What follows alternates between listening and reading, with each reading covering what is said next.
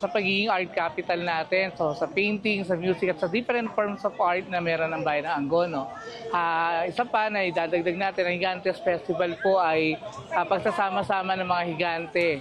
Hindi lamang yung mga figure na higante, kundi yung mga higante ng sining dito sa bayan ng Angono.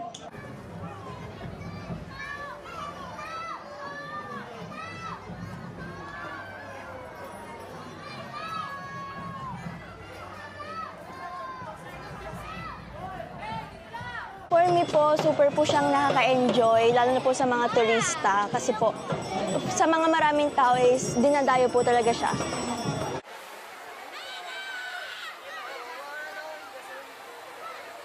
Ito po yung aking higante. May kahirapan din at kainitan sa loob. At sineselebrate din namin ito kay San Clemente.